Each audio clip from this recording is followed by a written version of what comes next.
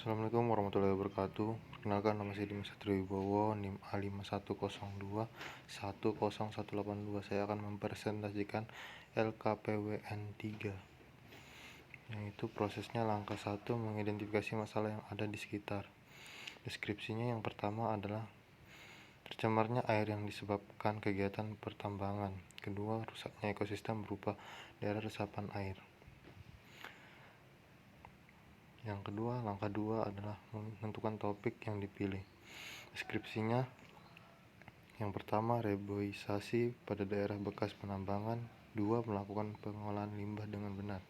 3, rutin melakukan upaya pembersihan sumber air. Langkah ketiga, mencari referensi topik LKPWN, yaitu deskripsinya dengan program studi manajemen ekowisata dan jasa lingkungan. Melakukan reboisasi setelah proses penambangan selesai merupakan suatu perbuatan yang baik dan mencerminkan sikap peduli terhadap lingkungan sekitar. Langkah keempat, mencari referensi topik.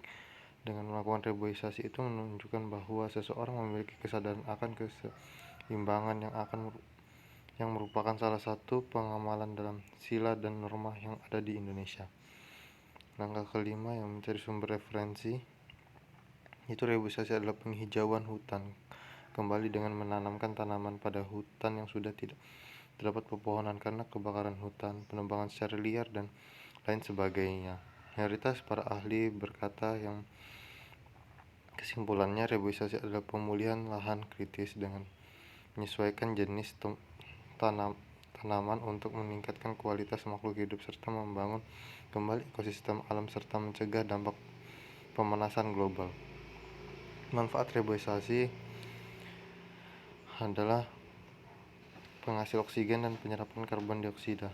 Coba kalian bayangkan, apabila struktur bumi ini ibarat tubuh manusia, lalu jika manusia tersebut virus penyakit, maka manusia merespon peristiwa tersebut dengan demam, batuk, dan lain yang tujuannya mengusir virus tersebut. Itu keseimbangan alam.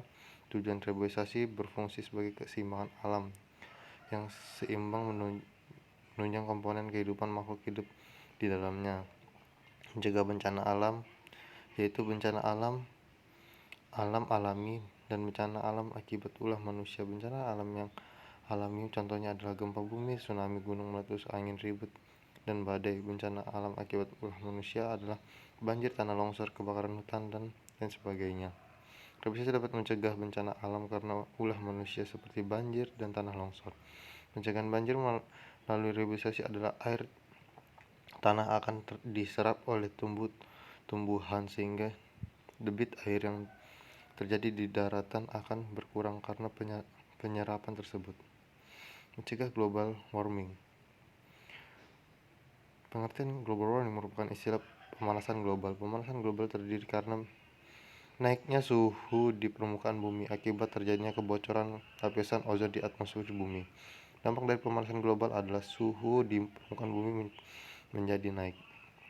Penyerapan air secara alami. Manfaat reboisasi yang selanjutnya adalah sebagai media penyerapan air. Debit air yang terserap oleh pohon dapat mencegah penyebab banjir dan tanah longsor. Diperlukan reboisasi pada hutan yang gundul akan menyerap air terjadi secara maksimal. Pencegahan erosi.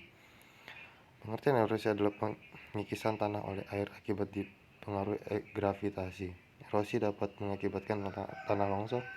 Untuk ini, upaya tersebut mencegah terjadi erosi tanah adalah dengan cara melakukan teknik-teknik reboisasi. Dan di sini ada poster saya tentang reboisasi. Sekian yang dapat saya sampaikan di LKPWN 3 saya ini.